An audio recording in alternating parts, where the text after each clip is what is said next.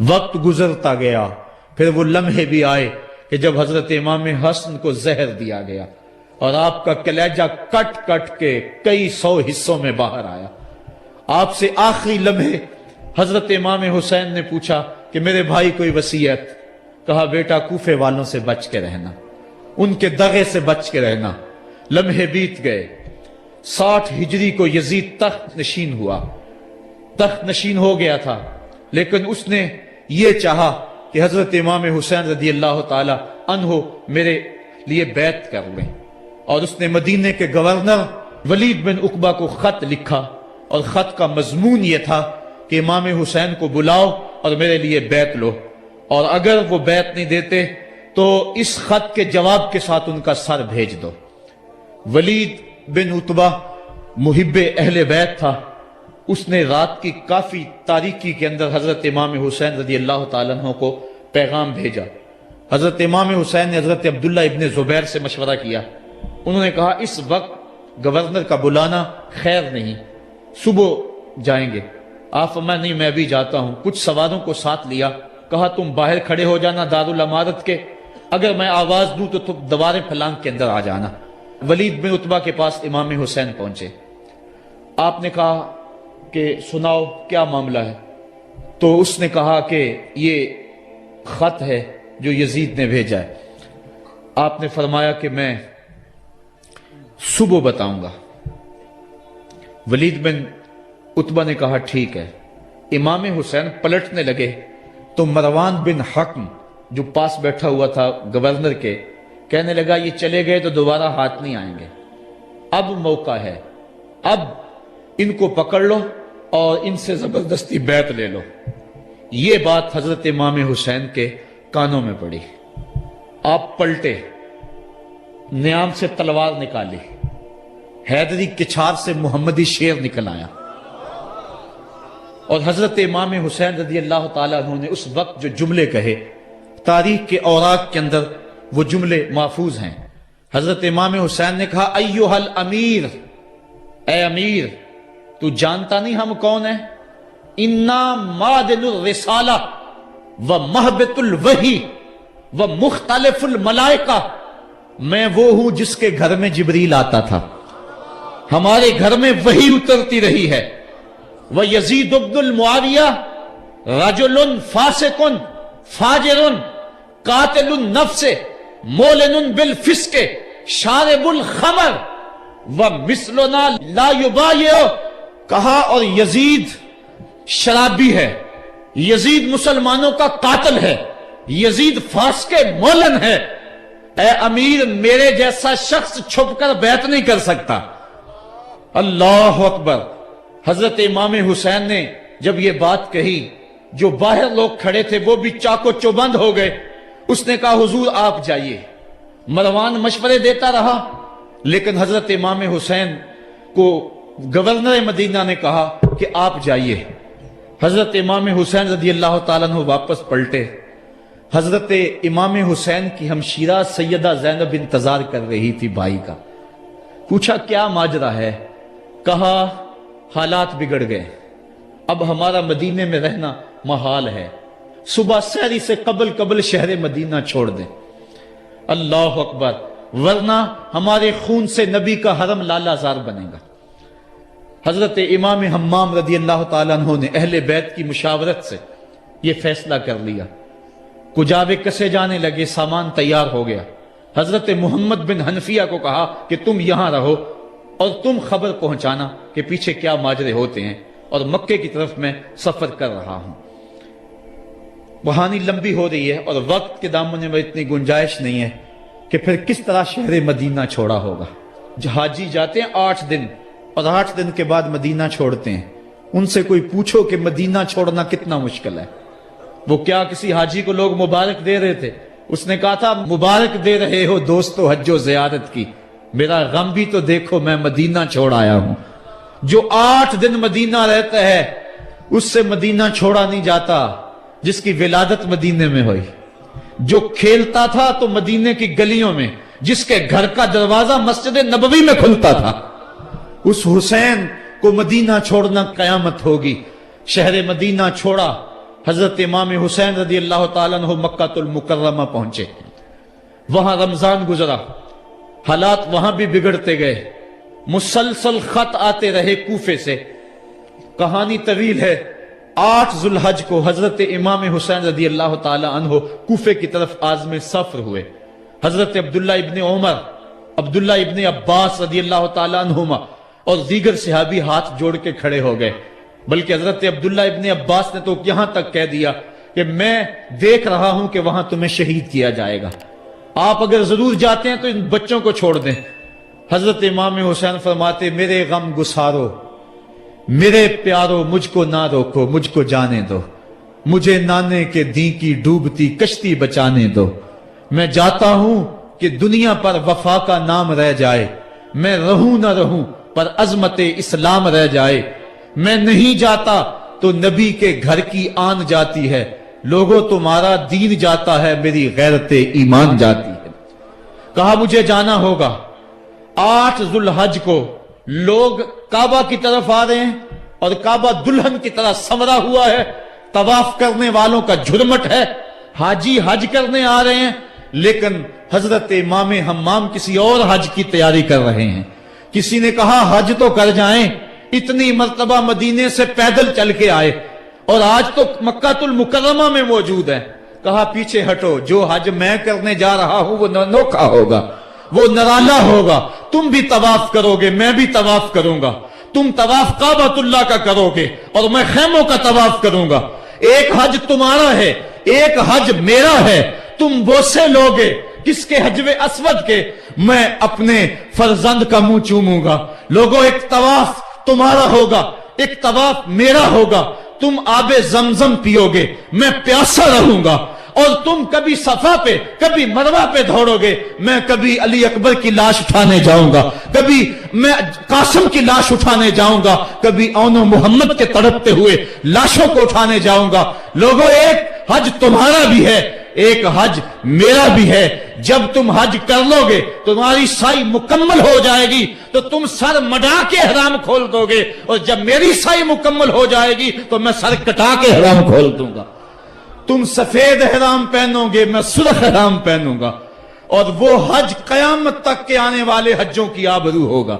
حسین اگر نہ شہید ہوتا تو آج گھر گھر یزید ہوتا، اسلام کی عظمت عیاں نہ ہوتی، خدا کے گھر میں اذان نہ ہوتی، بار الہا نوحہ سناتا پھرتا، تا روز جزا اشک بہاتا پھرتا، امداد نہ کرتے اگر کربلا میں حسین، اسلام تیرا ٹھوکریں کھاتا پھرتا۔ کربلا کی تپتی ہوئی ریگزار میں حضرت امام حسین نے جبر و ظلم کے خلاف جس قوت سے کھڑے ہو کر عظیمت کی داستان رقم کی، 10 محرم کا دن تھا، جمعہ کا یوم سعید تھا، بھیچ کربلا کے میدان میں دوپہر کے وقت جب نبی کا خاندان اجڑ رہا تھا، ایک ایک کلی اس چمن کی کٹ رہی تھی، 72 افراد 22,000 کے لشکر جرار کے مقابلے میں کھڑے تھے۔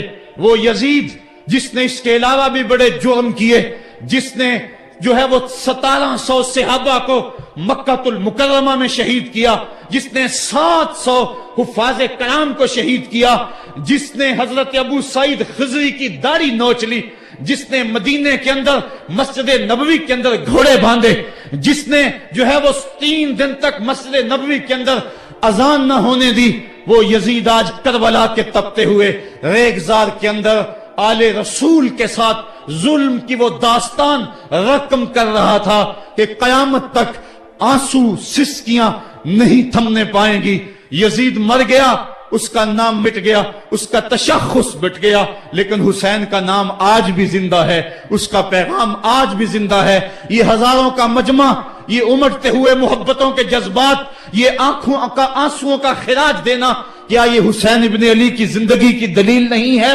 کون ہے جو یزید کا نام لیتا ہو؟ آج اگر کوئی یزید کا نام لیتا بھی ہے تو سر جھکا کے لیتا ہے۔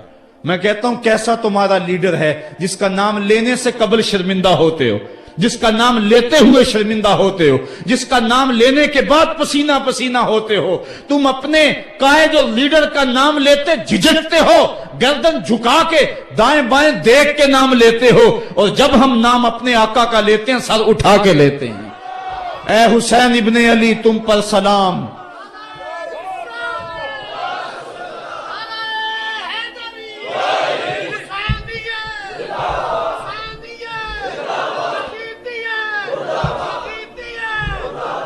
صاحبو کربلا کا تپتا ہوا منظر ہے. اتنے دکھ آ گئے. حضرت سری سکتی رضی اللہ تعالیٰ عنہ فرماتے ہیں کہ اللہ تعالیٰ نے جب کائنات کو بنایا، انسانوں کو تخلیق کیا، تو انسانوں کو پوچھا بتاؤ تم میرے ہوگے؟ سب نے کہا مالک ہم تیرے ہیں. لیکن جب دنیا کو پیدا کیا تو 9 حصے دنیا کی طرف ہو گئے، 1 حصہ اللہ کی طرف رہ گیا. پھر جب عقبہ کو پیدا کیا جو 10واں حصہ تھا، اس میں 9 حصے پھر آخرت کی طرف ہو گئے، جنت دوزخ کے لالچ میں ہو گئے. اور 1 حصہ صرف کہنے لگا نہ ہم جنت کو دیکھتے ہیں نہ دوزخ کو دیکھتے ہیں، مالک ہم تو تجھے دیکھتے ہیں. پھر جب اللہ تعالیٰ نے بلاؤں کو پیدا کیا، آزمائش اور امتحانوں کو پیدا کیا، تو 10ویں حصے کے اس 10ویں حصے میں پھر 9 حصے جو ہے وہ پیچھے ہٹ گئے. 1 حصہ ایسا تھا جس نے گردن جھکا کے کہا زمین و آسمان کی بلائیں بنا کے ہمارے گلے کا توق بنا دے، تیرے راستے سے نہیں ہٹیں گے. کربلا کے تپتے ہوئے ریگزار میں وہ منظر رقم ہونے والا ہے. ایک قربانی منا میں ہوئی تھی، غریب و سادہ اور رنگی ہے داستان حرم، نہایت اس کی حسین اور ابتدا ہے اسماعیل. وہاں دمبا آ گیا، آگے 100 اونٹ آ گئے، اور آج اللہ اکبر حضرت امام حسین کربلا کے تپتے ہوئے ریگزار میں 22,000 کے لشکر کے سامنے کھڑے ہیں. کہا لوگو میرا حق پہچانو، میرے خون سے اپنے ہاتھ نہ رنگو، مجھے پہچانتے ہو کہ میں کون ہوں؟ کہا لوگو جلدی نہ کرو، میرے حق کو پہچانو. اس وقت روئے زمین پر کسی نبی کی بیٹی کا بیٹا موجود نہیں ہے. لوگو میرے راستے سے ہٹ جاؤ اور میرے خون سے اپنے آپ کو ابدی بدبختیوں کا شکار نہ کرنا. بلکہ آپ نے نام لے لے کے فرمایا کہ اے زید بن حارث، اے ابن دبی، اے ابن جبیر، اے فلاں فلاں، نام لے کر کہا تم نے خود ہی خط لکھے تھے. انہوں نے کہا ہم خط نہیں لکھے. آپ نے وہ چمڑے کا تھیلا تھا اس کو الٹ دیا، کہا یہ تمہارے خط ہیں اور آج تم مکر گئے ہو. انہوں نے کہا کہ سیدھی بات ہے، یا تو بیعت کرو اور یا پھر مرنے کے لیے تیار ہو جاؤ. حضرت امام حسین نے کہا کیسی بات کرتے ہو، اگر میں نے بیعت کرنی ہوتی تو مدینہ کیوں چھوڑتا، اس جائے پناہ کو کیوں چھوڑتا. دولت کی تجوریاں کھول دی گئیں، پیشکشیں کی گئیں. حضرت امام حسین فرمایا یہ کبھی نہیں ہو سکتا، جس سے صرف حق ہی قبول ہو، یہی جس کا اصل اصول ہو. جو نہ بک سکے جو نہ جھک سکے اسے کربلائیں ہی راس ہیں. پھر جبر کی آندھی چلی، ایک ایک کر کے جانثار راہ خدا میں قربان ہوتا گیا. پھر خاندان نبوت کی باری آئی. حضرت علی اکبر حضرت امام حسین کے جوان سال بیٹے راہ خدا میں جان پیش کرتے ہیں. بھتیجے قاسم رضی اللہ تعالیٰ عنہ جان قربان کرتے ہیں. حضرت عباس کے قلم ہوتے ہیں بازو، جو خود جا سکتے تھے وہ خود قربانی پیش کرتے ہیں. اور صاحبو اب یارہ نہیں، جو خود جا نہیں سکتے تھے آپ خود ہاتھوں پہ اٹھا کے فرات کے کنارے پہ لے جاتے ہیں. کہا جو آ سکتے تھے وہ تو قدموں پہ چل کے آ گئے، اور جو قدموں پہ نہیں چل سکتے تھے میں انہیں اٹھا کے لے آیا ہوں. پھر ایک 2 شاخہ تیر حلق اصغر میں پیوست ہوتا ہے، خون چلو میں دے کر آسمان کی طرف اچھالتے ہیں، اور پھر اللہ کی بارگاہ میں عرض کرتے ہیں ربنا تقبل منا ھذا القربان، میرے مالک حسین کی یہ قربانی بھی قبول فرما لے. یہ کام آسان نہیں ہے. جگر پارا ہاتھوں میں تڑپ کے ٹھنڈا ہو جائے اور پھر بھی صبر کا مظاہرہ کیا جائے اور اللہ کی رضا پہ راضی ہو جائے. اب حضرت امام حسین رضی اللہ تعالیٰ عنہ تنہا رہ گئے. ایک ایک کو رخصت کر رہے تھے شہادت کا دولہ بنا کر، لیکن اب امام حسین کو رخصت کرنے والا کوئی موجود نہیں ہے. آپ گھوڑے پہ سوار ہوئے، میدان کربلا کی طرف پھیر لگائی. خیمے کے اندر جو خواتین تھی وہ جانتی تھی جو اس راستے گیا پھر پلٹ کے نہیں آیا. اس کی لاش حضرت امام اپنے کندھوں پہ اٹھا کے لائے ہیں. اب اس حسین ابن علی کی لاش کون اٹھائے گا؟ کہا سب نے کہ حسین نہ جائیو، کہا میں نانے کے دین کے لیے جا رہا ہوں. میدان عمل میں گئے، تیغ براں چمکی، لوگوں کے سر کاٹ رہی ہے.